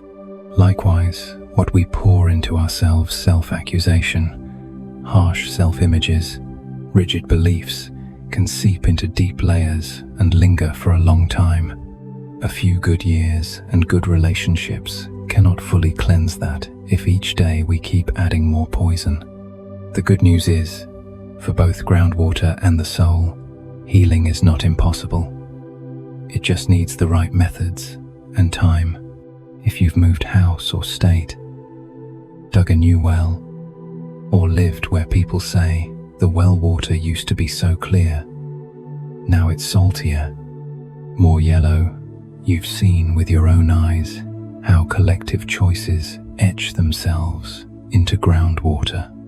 Similarly, when you look at your family and see traditions in how people treat one another, how they love, how they rage being passed down, you are seeing emotional groundwater flowing beneath the family's mental foundation. In some families, the groundwater is cool and clear. Respect, support, keeping promises. In others, it is salty, bitter, shouting, humiliation, long silences. But at any age, someone can choose to start filtering the water, not repeating hurtful words that once wounded them, not passing down fear untouched, daring to break a cycle. That person is often an elder, the older generation, which might mean you. From here, we can draw a very calm self-development link. Rain is the immediate part. Quick decisions, sudden emotions, visible changes. Groundwater is the settled part. Long-term habits, core qualities, deep trust. If you want your later years to be steady, not shaken by every bad headline or argument, tend to your inner aquifer, rather than only chasing the weather report outside. That can begin with small, consistent actions. Reading less of what enrages you, hearing more of what nourishes your mind, setting aside a bit of quiet each day to recall what you're grateful for, facing your fears instead of pretending they're not there. Just as an aquifer cannot be refilled with a single rainstorm, a soul cannot deepen with one piece of advice or one book. It needs many rains of experience, reflection, failure, recovery, love, loss, seeping in over the years. If tonight you feel dry, don't rush to declare your whole life a desert. Deep down, you may already have water. You may just need to find it again. And perhaps the rain you are listening to now is one of the small droplets helping to replenish that calm reservoir. There is another image, very beautiful if you let it stay with you before sleep. The water beneath your feet may hold memories of a rain from your childhood. Try to recall a summer afternoon when you stood under the eaves, rain falling, your hand outstretched, laughing.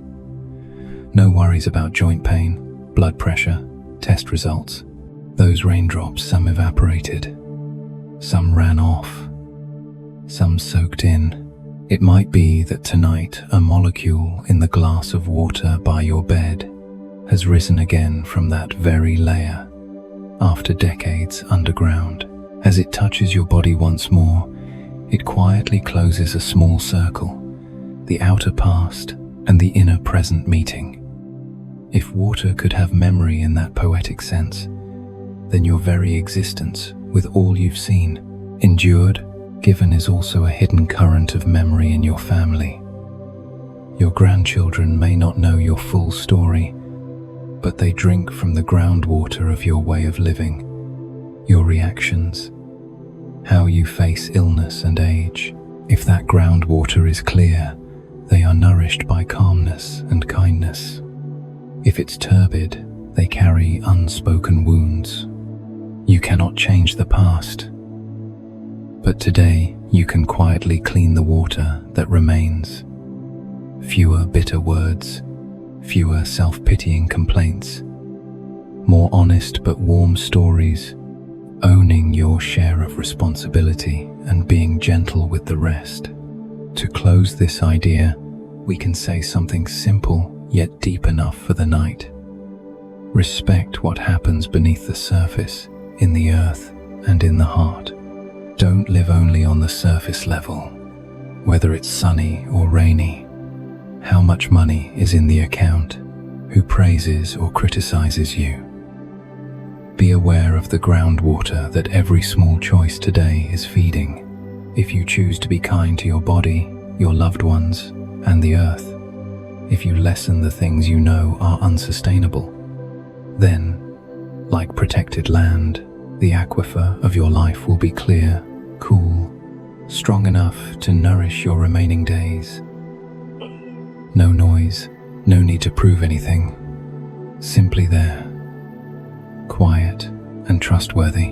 And now, let that thought settle with your slowing breath, like water seeping deep, so you can sleep with the feeling that there is a steady current far inside you.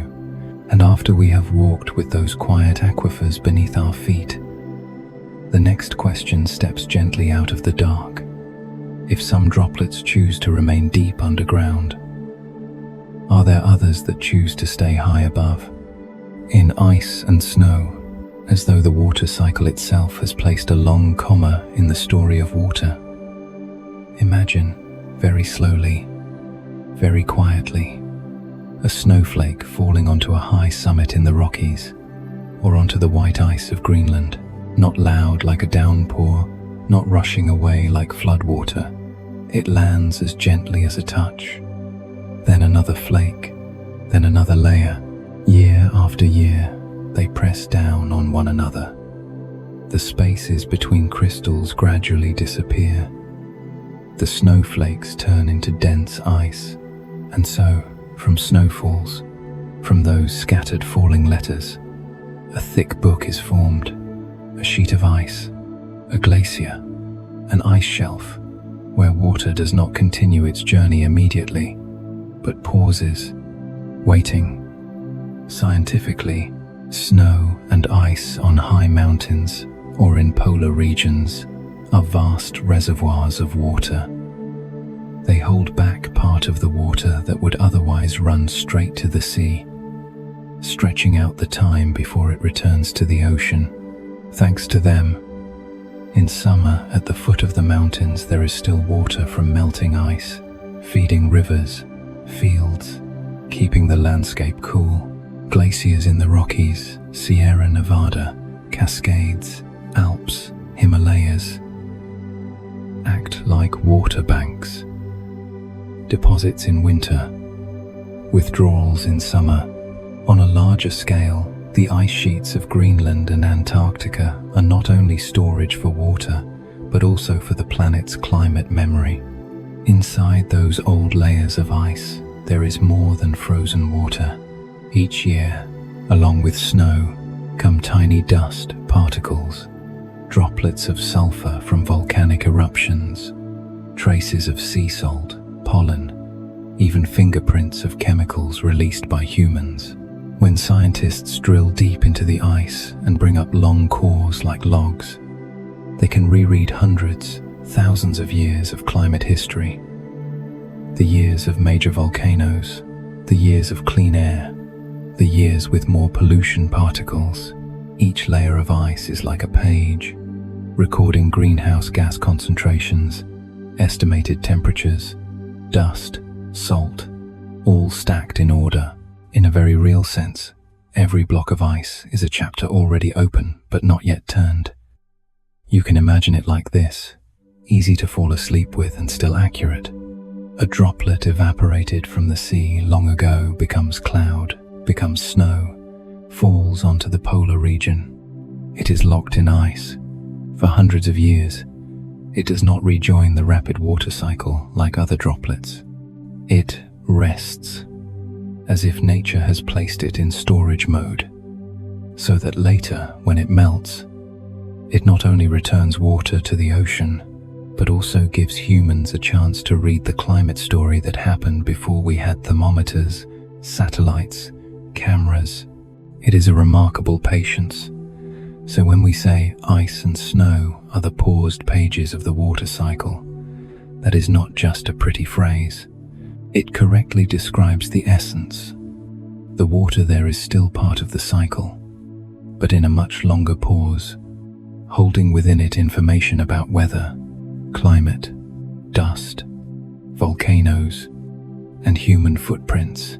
When ice melts in the right rhythm, gradually, seasonally, cyclically, it means we are turning the pages slowly, respectfully, learning that we live on a planet with memory. But you and I both know that in recent years we've heard a lot about fast melt, shrinking glaciers, Greenland, losing ice, rising seas. Summer snowpack on familiar ranges no longer as thick as before. From a scientific view, those are signs of rising average temperatures, energy imbalance.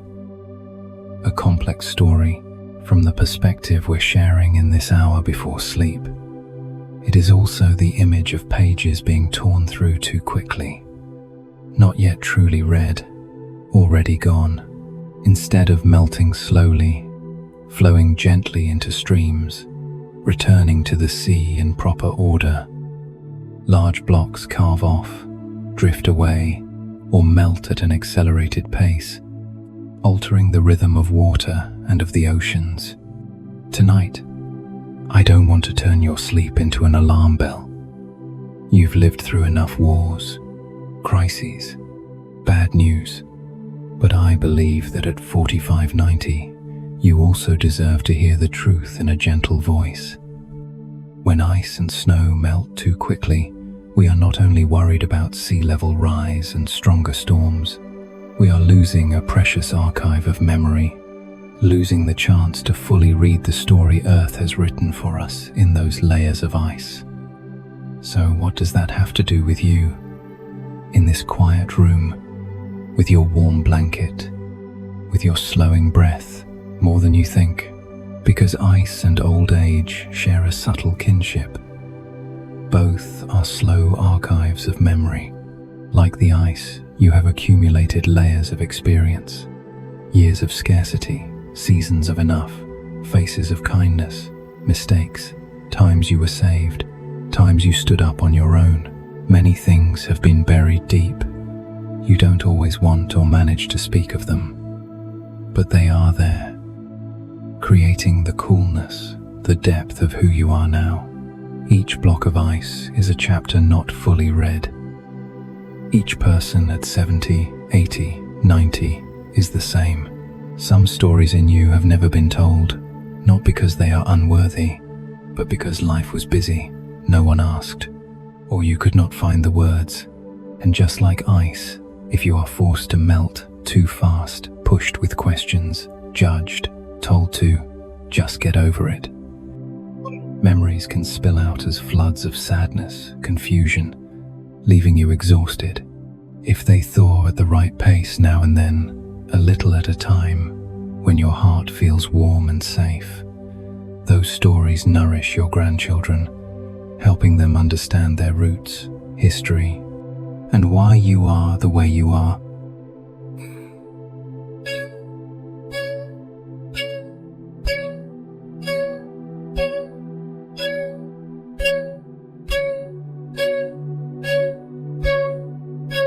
We need ice to follow its natural tempo, melting slowly, keeping the water cycle balanced, holding back the sea from rising too fast, preventing wild swings in climate. On a personal scale, you also need your own ice. Quiet zones, pauses, stretches, where you don't always have to flow, endure, and be swept up by every news item and clash. It is easy to feel guilty for needing rest, especially if you've spent your life carrying others. But ice and snow offer a gentle metaphor. Pausing is not selfish. It is a way to keep the rhythm. So the story of your life is not torn through in a rush. You may remember times when you had to freeze something, set aside a dream, compress a pain, stop yourself from crying because there was work to do, small children to care for, elderly parents who needed you. In those moments, your feelings were like water on a mountaintop, unable to flow, yet held under a crust of responsibility. If those inner ice layers never melt, never spoken, never acknowledged, never touched by light, they can weigh heavy on the heart, tangle the mind. But if they melt too fast, too much, with no one to hold you, they can submerge your present. What's needed is a just right rhythm, choosing safe people, safe moments, and letting a little thaw at a time, like seasonal melt.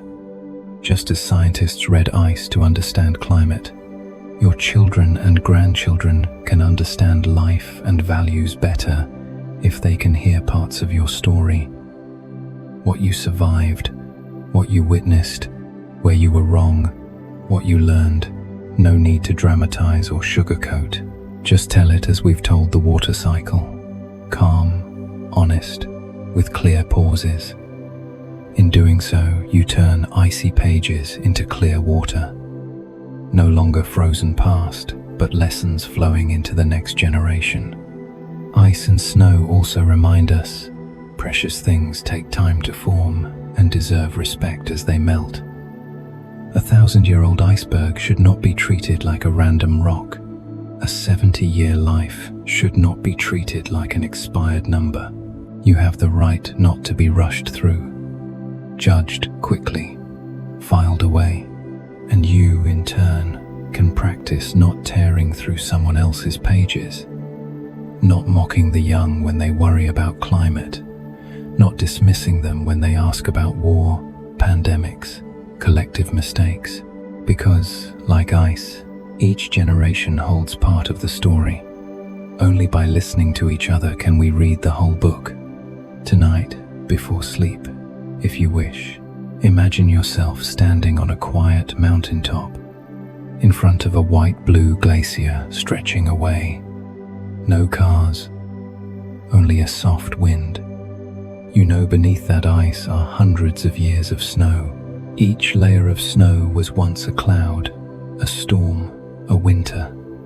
Each layer marks a year of someone's birth, someone's death, worries, hope. It lies there without boasting. You take a deep breath, feeling that cool air as a gift from the ice. Then you picture the glacier melting very slowly, water running down into streams, into rivers, ending up somewhere as a glass of water for a thirsty person. Slowly, with enough time to keep the grace of the transformation. From that image, let's close with a small lesson for you. Allow yourself paused pages in your life without feeling guilty. Afternoons spent just watching the trees, evenings turning off the TV a bit earlier to sleep better. Moments when you don't answer a stressful call right away.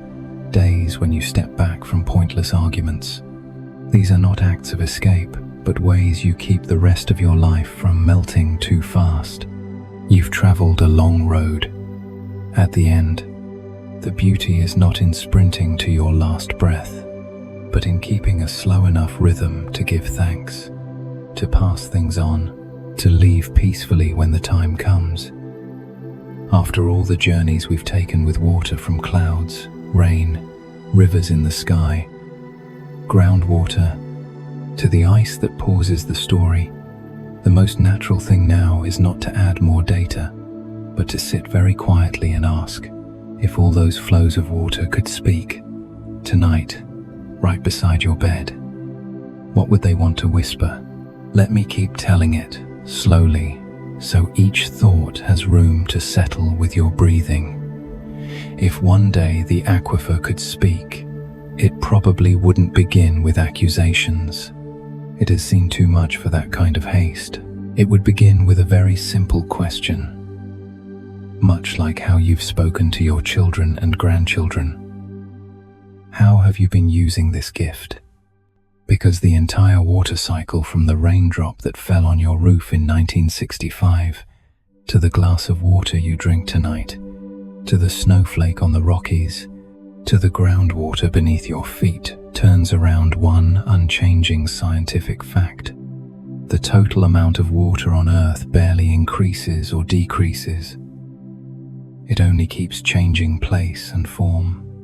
The H2O molecules in you right now may once have been in a dinosaur's ocean, in an Atlantic storm, in tears of joy of a mother a century ago. That means we do not own water. We only briefly share in a flow passing through us. When you turn on the tap, boil water, brew a cup of tea before bed, you are touching something older than the country you live in, older than the stories you heard as a child. You lift the water, drink it in, then return it to the world through breath, sweat, urine, through every process of living. Biologically, an adult's body is about half or more water. More subtly, your emotional life also floats on water. Tears, rains that cool your mind. Lakes where you've sat to think when troubled. If water could speak, it might remind us of this in a very gentle tone. I have passed through many generations. I was here before you, and I will be here after you. You are only a traveler through this flow. You may drink, bathe, irrigate, weep, cook, heal. But please remember, those who come after you will need me too.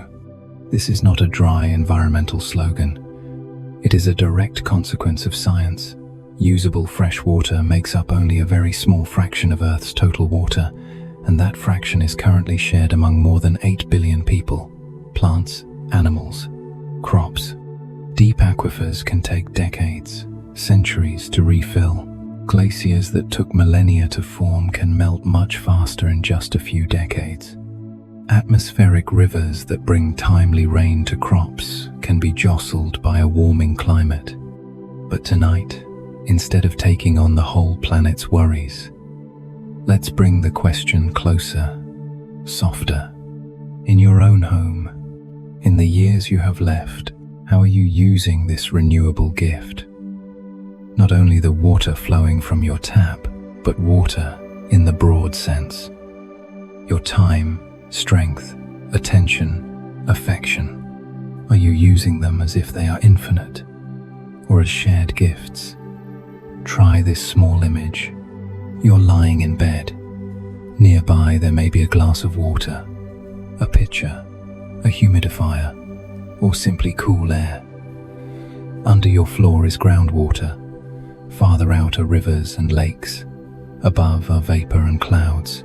An entire system is working so that, quite naturally, you can turn a handle and have clean water, have rain for trees, have mountain snow to cool summers. Not everywhere in the world is so fortunate. If the aquifer could speak, it might ask very quietly, Do you realize how well you are being cared for?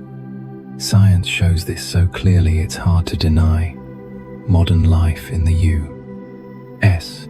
Washing machines, hot showers, ice water in restaurants, stands on the shoulders of an intricate water infrastructure, a network of natural and human-made systems. Water is conveyed, filtered, stored, monitored. Behind your smallest action lie pipes, dams, treatment plants, technicians, and finally, natural cycles refilling the source. Seeing this is not to feel guilty, but to add a layer of lucid gratitude. You are not alone, and you are not here by yourself. From there, we can gently return to self-development, not as pressure, but as an invitation. If you are only a passing guest, drinking from the same flow future generations will need, then the way you live the rest of your life can shift a little. Less everything is mine. More, I am borrowing. When you borrow something, you naturally handle it carefully. Use it slowly.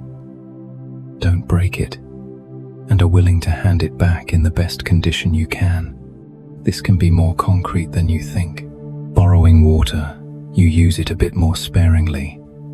Turn off the tap when not needed. Don't let it run thoughtlessly. Don't pour toxins down the drain. Borrowing time, you use it more awake. Not letting endless, pointless arguments or toxic content drain your days. Giving more to what makes you well, to those you love, to what you believe is good. Borrowing attention, you place it on what deepens you. Listening to music, reading a page, sitting quietly with yourself instead of drifting in noise. Borrowing affection, you give it generously, but not wastefully. Not stingy with kind words. Not clinging to resentments that are too old. If clouds, rain, and underground rivers could speak, they might also ask about how you treat your own inner world. Because water is not only about environment, it is an image of flow, cleansing, renewal. Humans struggle with letting go. Old stories, old wrongs, old roles. We hold them, thickening like a swamp, then blame ourselves for feeling tired. Meanwhile, the whole planet runs on one principle. Water must move, evaporate, rain, seep. No state is permanent. If we understand this, we can gently allow ourselves to let past things finish their cycle instead of clutching them. As a river does not cling to each droplet, we do not need to preserve each pain intact until the end. At 50, 70, or 90, you know well that not everything you wanted happened, and not everything that happened suited you. But looking back at the whole story of water we've walked through, every branch returns to the same system, the same meaning sustaining life. The drop that rises, the one that falls short as Virga, the one in ice, the one in groundwater, all, in different ways, serve continuity. That can also be the final meaning of a human life. Not that every dream came true, but that the way you lived, loved, corrected yourself, faced aging and loss, helped those after you live more kindly, wisely, gently, that is, using the gift properly. Tonight, before sleep, I'd like to invite you to a very small act, almost a private ritual. Close your eyes for a few breaths. Picture a clear droplet traveling the entire journey we've described, from sea to cloud to rain, into soil, into groundwater, into ice, melting, flowing on, and one day finding its way into the glass in your hand. That droplet, before touching your lips, has seen more than any single human life. It does not judge you, it only asks one very gentle question. Can you drink me with a little gratitude? and then live so that those who come after still have me to drink. You do not need a perfect answer. It is enough that in that moment you nod slowly. Gratitude is not a loud emotion. It is a quiet state in which you know you did not simply create everything you have by yourself. That feeling, as many serious studies show, helps slow the heart, ease stress, improve sleep, and make later years lighter. In other words, a way of living aligned with natural cycles also happens to be a good medicine for you. And from that gratitude, if one day the waters could speak, perhaps they would bless you in return. You've come far enough. You are allowed to rest. Let the current take care of the rest. That is the gentlest self-development lesson for life's final stretch. Learning to trust that you no longer have to hold everything up. You have contributed your part to the shared story. Today, instead of punishing yourself for what you haven't done, you can see each peaceful breath, each warm sip of water, each hand you hold as you love someone, as moments of returning the gift properly, living kindly, not wastefully, not adding burdens to others. You are a fellow traveler with water on Earth's very long journey. Your ticket does not last forever, but it is long enough for you to see many scenes, learn many things, leave some good behind. When you step off, the water keeps going, carrying a trace of the gentleness you've given it. That alone is enough reason to smile before you sleep. So now, if your eyes sting a little, your body slackens. Let yourself rest. Out there, somewhere, clouds are still drifting. It is raining somewhere. Ice is quietly holding its cold pages. Aquifers are flowing. Atmospheric rivers are carrying moisture, and the water cycle is running with astonishing precision. You do not have to control it. You only need to do the one small thing no one can do for you. Close your eyes with a quiet gratitude, knowing you are part of that beautiful story, not more, not less, and let sleep come like a soft whisper from the waters beneath your feet. Rest. Tomorrow the water will keep flowing. You can close your eyes now. Let your thoughts fade like mist. If your mind still wants to wander, let it keep going into the next video, where we'll go deeper into the mysteries of the soul. And if your body is tired, just let this voice lull you into sleep. No need to try, just breathe. And remember, everything you are searching for is already resting quietly within yourself.